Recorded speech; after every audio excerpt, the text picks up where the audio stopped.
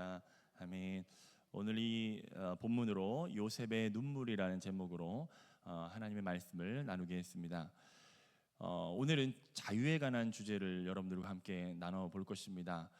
복음을 듣는다는 것, 복음 안에 산다는 것은 자유를 빼놓고서는 얘기할 수가 없습니다. 자유라는 것, 복음을 처음 받아들였을 때 새 가족으로서 이 복음을 듣고 자유를 느끼는 것뿐만 아니라 우리 신앙생활의 전반에서의 승패를 좌우하는 것은 이 자유를 얼마나 깨닫고 얼마나 누리는가의 차이에 있을 것입니다. 하지만 저를 포함해서 많은 신앙인들이 복음을 들었지만 이 자유를 누리지 못하고 신앙생활을 하는 사람들이 참으로 많이 있음을 고백합니다. 제가 그 대표적인 예였는데요. 저도 때때로는 과거에 지었던 죄 때문에 얽매여서 하나님께 예배는 하지만, 찬양은 하지만 내 안에 기쁨이 없을 때가 참으로 많았습니다. 자유가 없었습니다. 감사가 없었고요, 평안이 없었습니다. 때문에 찬양 중에서도요, 분투와 승리 이런 찬양을 하면서 하나님의 은혜를 마치 내가 열심히 찬양하고 열심히 기도하고 열심히 예배해서 내가 쟁취해야 되는 것처럼 여겨졌습니다. 그래서 제가 열심을 다해서 하나님께 나아가고 새벽도 일찍 깨워가지고 기도하고 할 때는 하나님이 나를 사랑하시는 것처럼 느껴졌지만, 내가 조금 게으르고 조금 나태해지고 하나님과 멀어지기 시작한다고 느꼈을 때는 하나님이 나를 심판하시고 미워하시고 이렇게 생각했던 것입니다. 때문에 그 냉탕과 온탕을 왔다 갔다 하면서 저의 신앙은 계속적으로 달려왔고, 그것이 완전하게 냉탕으로 완전하게 무너졌을 때가 군대 가기 전이었습니다. 대학교 1학년 때. 그렇게 해서 하나님과 완전히 멀어졌지만 하나님께서는 저에게 다시 복음을 듣게 하심으로 회복시켜 주셨습니다. 저는 죄에 빠졌을 때 마치 그 사육당하는 코끼리 같았어요. 그 무슨 얘기냐면, 어렸을 때 여러분 사육당한 코끼리 얘기 들어보셨잖아요. 어린 코끼리에게 말뚝을 박아놓고 그 어린 코끼리가 도저히 헤어나올 수 없는 그 말뚝에 그 자신을 얽어매고 놓고 나중에는 장성한 코끼리가 되어서 그 말뚝을 쉽게 뽑아버릴 수 있는 힘이 있지만, 그가 과거에 있었던 그 죄 때문에, 그 죄악 때문에 그것을 벗어나지 않고 말뚝이 없음에도 불구하고 그저 맴도는 삶을 살았던 그 코끼리와 같이 저의 삶도 항상 그랬습니다. 항상 그 과거에 박혀 있었던 과거의 죄와 상처와 자신의 연약함에 붙잡혀서 계속 그 주위를 맴돌고 있는 제 자신을 보게 되었던 것이죠. 오늘 본문에도 보면요, 그와 비슷한 인물들이 등장합니다. 요셉과 요셉의 형들, 그들의 이야기를 통해서 오늘 예수님이 우리를 향하신 마음이 어떤 것일까를 한번 배워보고자 합니다. 그래서 오늘은요, 첫 번째로는 형들이 가지고 있었던 불안과 두려움에 대해서 다뤄볼 것이고요, 두 번째는 요셉의 눈물의 의미가 무엇인지를 한번 생각해 볼 것입니다. 그리고 세 번째는 예수님께서 우리를 향하신 마음이 어떤 것인지 그걸 통해서 한번 생각해 보고자 합니다. 첫 번째는 형들이 가지고 있었던 불안과 두려움의 의미입니다. 형들은 예수님 요셉과 관계가 회복되었어요. 다시 요셉과 재회를 하게 됐고, 요셉이 누렸던 그 국무총리의 어떤 모든 부귀와 영화와 음식들을 그들도 함께 먹을 수 있었습니다. 하지만 그들이 그렇게 자유의 땅, 당시에 애굽 땅에 다시 돌아와서 고센 땅에 왔을 때에 그들은 자유를 누리지 못했습니다. 과거에 있었던 그들의 죄악 때문이죠. 그것이 눌려 있었는데 이것이 다시 눌려있던 그 두려움과 불안이 폭발했었던 사건이 있어요. 그것이 바로 아버지의 죽음이었다는 것입니다. 오늘 본문 15절 말씀을 같이 한번 읽어보겠습니다. 시작. 요셉의 형제들이 그들의 아버지가 죽었음을 보고 말하되, 요셉이 혹시 우리를 미워하여 우리가 그에게 행한 모든 악을 다 갚지는 아니할까 하고. 아버지가 죽자 요셉의 형들은 아버지의 죽음에 대한 슬픔보다 그들 안에 있었던 두려움과 불안이 증폭되기 시작했어요. 그 이유는 뭡니까? 요셉이 이제는 자신의 본색을 드러내어서 우리를 과거보다 더 비참한 지경에 우리를 처하게 만들 것이라는 두려움이었습니다. 아버지가 계셨을 때는 아버지의 그늘 아래에서 우리를 봐주는 것처럼 여겼지만, 아버지가 죽게 되니까 우리를 미워하고 우리를 증오해서 우리에게 안갚음을 할 것이다 라고 하는 두려움에 휩싸이게 되었던 것이죠. 그래서 그들은 뭔가 이 두려움과 불안을 해소하기 위하여서 한 가지 마음을 모아서 요셉에게 메시지를 전달합니다. 16절 말씀에 보니까 요셉에게 말을 전하여 이르되 당신의 아버지가 돌아가시기 전에 명령하여 이르시기를. 여기서 당신의 아버지라고 표현하니까 형제들끼리 무슨 당신의 아버지냐 이렇게 표현할 수도 있는데요. 번역상의 차이일 수도 있고 당시의 문화일 수도 있고 여기에서는 큰 의미를 제가 두지는 않겠습니다. 하지만 뒤에 보면은 아버지가 돌아가시기 전에 명령하여 이르시기를 이렇게 얘기했던 것처럼 요셉이 사랑했던 그 아버지의 유언에 빗대어서 요셉의 마음을 설득하고자 싶어 했던 것입니다. 그래서 17절 상반절에 보니까 이렇게 그들이 전가를 보내죠. 같이 읽어볼까요? 시작. 너희는 이같이 요셉에게 이르라. 내 형들이 내게 악을 행하였을지라도 이제 바라건대 그들의 허물과 죄를 용서하라 하셨나니 당신 아버지의 하나님의 종들인 우리 죄를 이제 용서하소서 하매. 아버지가 얘기하시기를 너희 형들 이제 그만 미워하고 용서하라고 얘기했다라는 것들을 다시 한 번 더 상기시켜 주죠. 그러면서 우리를 좀 봐달라라고 하는 말을 직접적으로 언급을 합니다. 그러면서 회신이 오기를 기다리고 있어요. 그런데 우리가 17절 상반절까지만 읽어봤지만 그 뒤에 요셉의 반응은 요셉은 울고 있었어요. 그런데 형들은 그 돌아오지 않은 회신 때문에 더 불안이 증폭되기 시작했던 것입니다. 이게 도대체 무슨 상황인가? 왜 와야 될 답변이 왜 오지 않는가? 라고 불안해지기 시작하니까 형들이 다시 한 번 더 마음을 모아서 이제 안 되겠다. 요셉에게 직접 찾아가서 우리 한번 사정해보자. 한번 우리를 종으로라도 좀 삼아달라고 한번 애걸복걸 한번 간구해보자. 이렇게 마음을 모아서 다시 요셉에게 간 것입니다. 18절 말씀해 보니까 그의 형들이 또 친히 와서 요셉의 앞에 엎드려 이르되 우리는 당신의 종들이니이다. 이렇게 얘기해요. 형들의 심정은 제발 종이라도 좋으니까 살려만 달라는 태도 아니겠습니까? 이 부분에서 여러분 한번 생각해 볼 것이 있어요. 동생 요셉을 미디안 상인에게 팔아 넘긴 다음에 동물의 피를 그 색동옷에 묻혀가지고 아버지에게 거짓말할 때까지만 해도 이런 상황이 십수년 후에 이런 상황이 벌어질 거라는 것을 그 형들은 알았을까요? 전혀 몰랐겠죠. 전혀 몰랐을 것입니다. 그 형제들 중에서는 개 중에서는 양심이 아직 살아 있어가지고 처음에는 괜찮은 척 했지만 그 죄책감이 여전히 남아 있었던 사람들이 있을 수 있어요. 근데 1년이 지나고 2년이 지나고 3년이 지나고 4년이 지나고 5년이 지나고 10년 넘게 지나니까 그 죄책감이 어때요? 다 없어져 버렸어요. 시간이 그렇게 무서운 것입니다. 과거에 범했던 죄는 여전히 살아 있음에도 불구하고 그것이 덮여 있었던 것이죠. 근데 그 평온해 보였던 그 형들의 삶 속에 지각 변동을 일으켰던 사건이 무엇입니까? 요셉과의 재회였어요. 요셉과의 재회. 이 요셉과의 재회 때문에 그들의 삶은 뒤엉키기 시작했던 것입니다. 여러분 한번 근데 잘 생각해 보십시오. 우리가 예수님을 만났을 때도요. 우리가 복음이라고 하니까 핑크빛 아주 아름다운 모습만 생각했지만 여러분 예수님을 진짜 만나면요. 진짜 예수님과 마주하기 시작하면 우리 삶이 뒤엉키기 시작합니다. 복잡해지기 시작해요.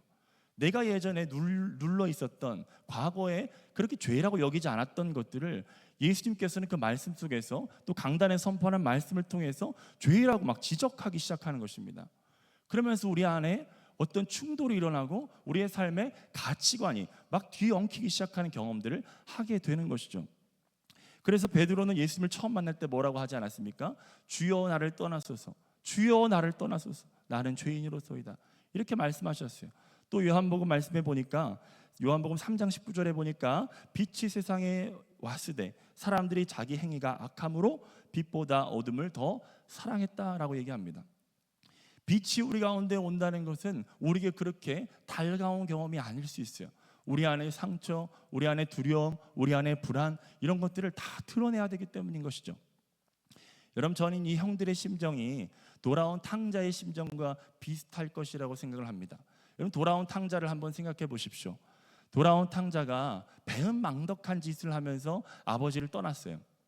그런 다음에 아버지의 그 은혜와 사랑 때문에 제가 아버지 집에 가면 품꾼의 하나라도 내가 쓰임 받지 않을까 해서 돌아왔지만 아버지는 그의 모든 권위를 다시 회복시켜 주죠.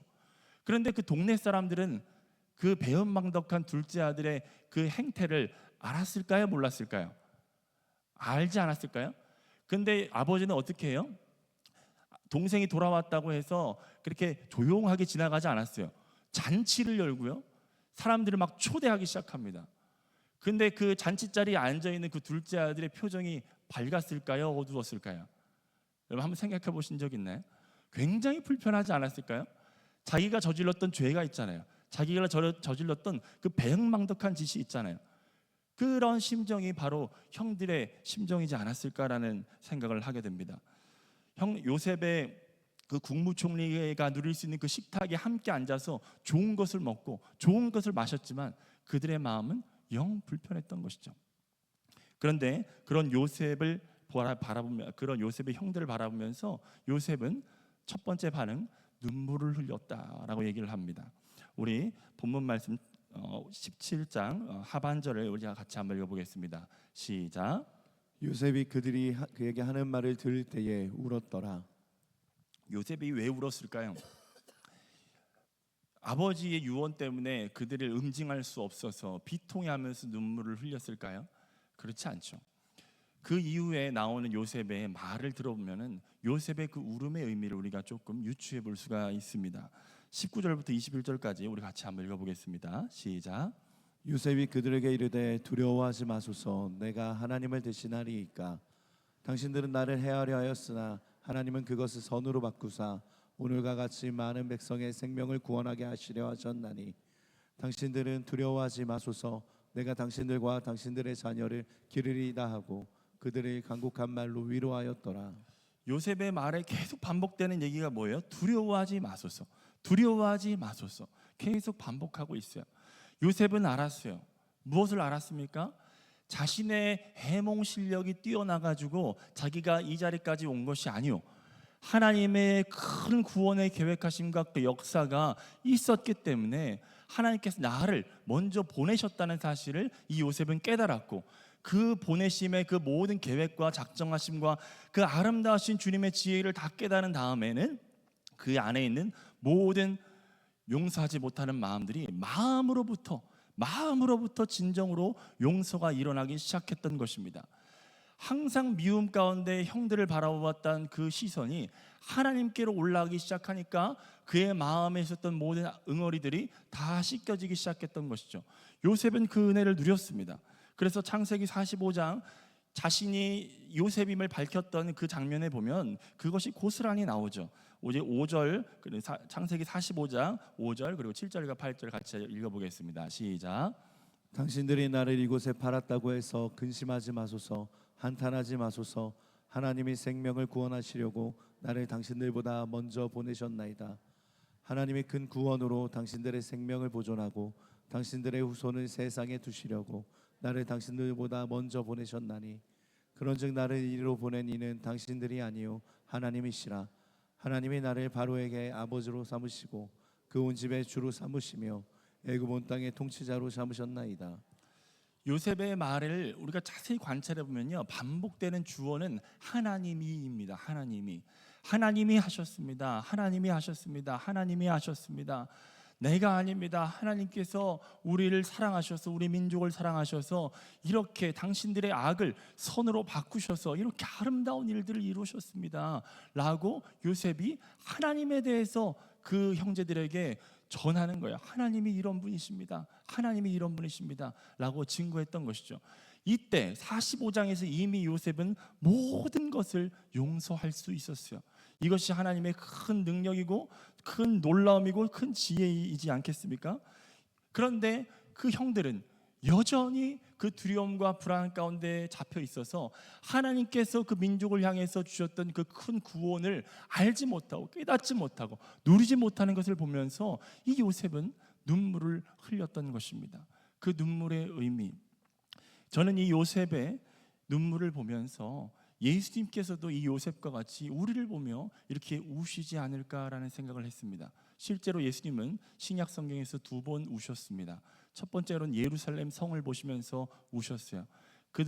그때 예수님의 울음은 예루살렘의 성에 죄악을 보면서 우셨을 것입니다. 그리고 두 번째는 나사로의 부활 장면에서 예수님은 우셨습니다. 예수님의 그 울음 속에는 저는 이런 의미가 있다고 생각합니다. 나는 부활이요 생명이니 나를 믿는 자는 죽어도 살겠고 살아서 믿는 자는 영원히 죽지 아니하리라는 주님의 말씀이 선포되었고, 마르다는 내가 진실로 그것을 믿습니다 라고 고백도 했지만 그들은 여전히 그 죽음의 문제를 해결할 수 없어서 울고 있었습니다. 그 고통스러운 그 죽음의 문턱 앞에서 울고 있는 그 마르다와 마리아 자매와 그 함께 초대되었던 유대인들을 보면서 예수님은 우셨습니다. 예수님은 지금 우리를 바라보시면서 어떤 표정을 짓고 계실 것 같습니까? 여러분들을 바라보시면서 어떤 표정을 짓고 계실 것 같습니까? 자유함 가운데 있지 않다면 우리 예수님은요, 천국에 계시면서도요 우시고 계실 거예요. 주님께서는 우리에게, 제자들에게 부활하신 후에 두려움에 떨고 있는 그 제자들에게 찾아가셨습니다. 그 두려움에 떨고 있는 제자들은 문을 걸어 잠그고요, 사람들이 우리에게 오기나 할까 두려워서 벌벌 떨고 있었어요. 그때 예수님은 그 잠겨진 문을 그저 부활하신 문으로 몸으로 통과하셨습니다. 그리고 그들에게 첫 번째 선포하신 것이 무엇입니까? 한번 따라해 보겠습니다. 평안할지어다. 평안할지어다. 평안할지어다. 평안할지어다. 예수님께서는 평안을 선포하셨어요. 그리고 예수님께서는 이렇게 말씀하시는 거예요. 내가 너희를 자유롭게 하려고 완전히 용서하였다. 내가 너희를 자유롭게 하려고 완전히 용서하였다라고 말씀하시고 있습니다. 이 용서하심은 완전한 용서예요. 다시는 없을 완전한 용서.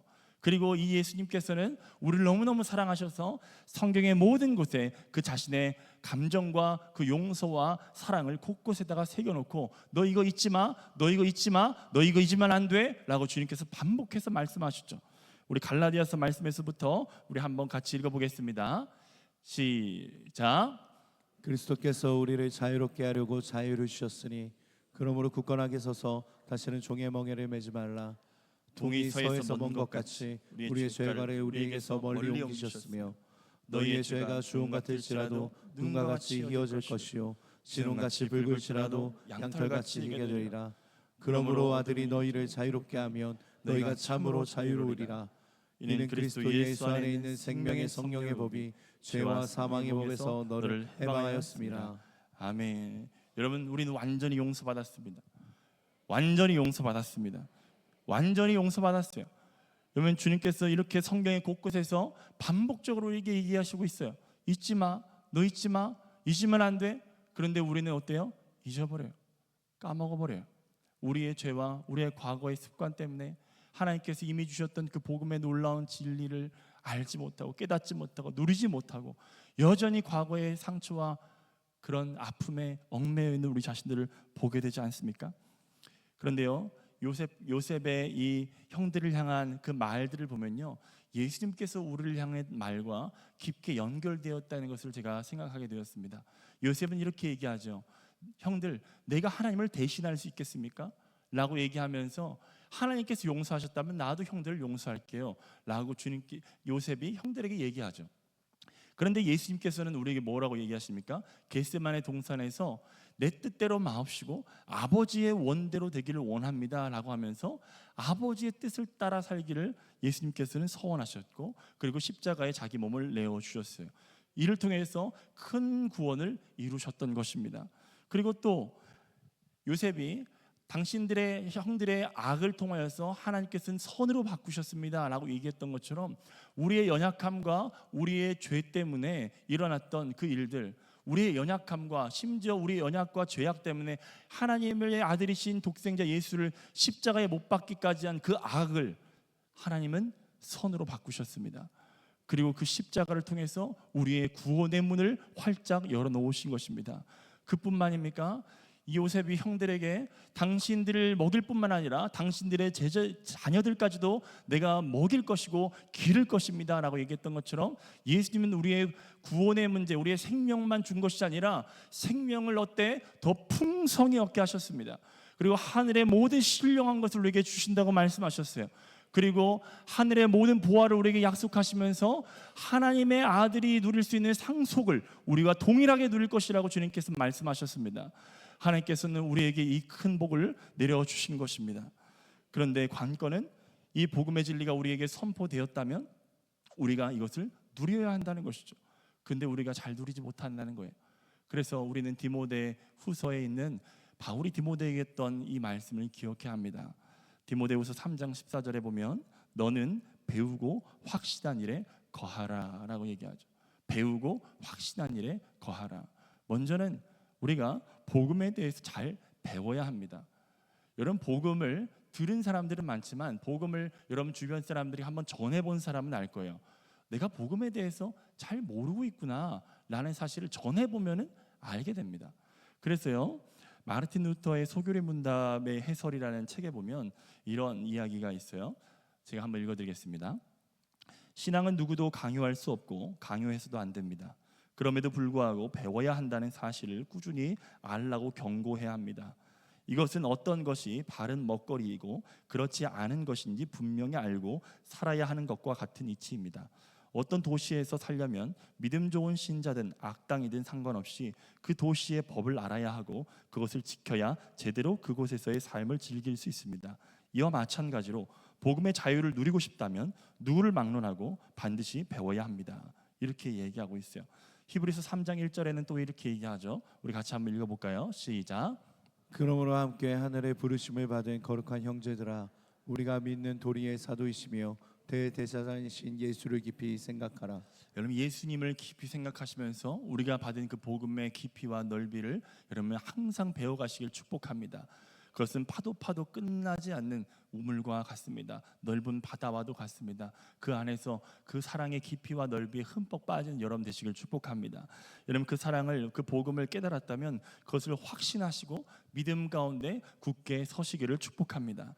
빌립보서 1장 6절 말씀 이렇게 증거하죠. 같이 읽겠습니다. 시작. 너희 안에서 착한 일을 시작하시니가 그리스도 예수의 날까지 이루실 줄을 우리는 확신하노라. 아멘. 확신했다면 그 믿음에 거해야 됩니다. 머물러야 합니다.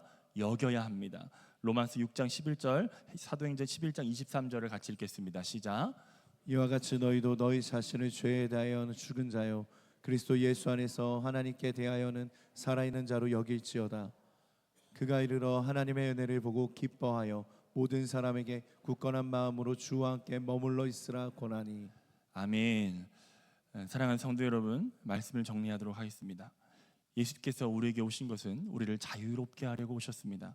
다시는 종의 멍에를 매지 마시기를 축복합니다.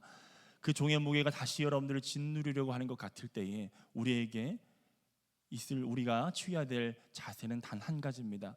우리에게 이미 주셨던 그 복음, 그 십자가를 다시 바라보는 것입니다. 그 십자가의 그늘 아래에서만 우리는 자유를 누릴 수 있고요, 평안을 회복할 수가 있습니다. 저도 저의 죄악과 또 상처와 또 연약함 때문에 자주 넘어지면서 내 스스로 은혜를 쟁취하려고 했던 저의 몸부림을 멈추어서서 기도의 자리에서 말씀 가운데 주의 십자가를 바라보는 법을 제가 알고 깨닫고 배우기 시작할 때부터 저는 자유함을 누릴 수 있었습니다. 오늘 아침에 일어날 때에도 하나님, 제가 십자가를 바라보길 원합니다. 하나님, 예수님, 오늘도 살아갈 힘을 주시옵소서. 이렇게 일어났어요. 하나님 얼마나 저를 위로하시고 얼마나 저에게 힘을 주시는지 모르겠습니다. 여러분, 살아갈 때 복음의 진리는 정보가 아닙니다. 복음의 진리는 여러분들을 우리에게 주시는 생명입니다. 정보로서만 가지고 있지 마십시오. 생명으로 누리시기를 예수님의 이름으로 축복합니다. 우리 같이 기도 제목 읽겠습니다. 두 가지 기도 제목인데요, 같이 읽겠습니다. 시작. 십자가의 은혜와 사랑을 잘 배우고 확신하고 그 안에 거하기를 원합니다.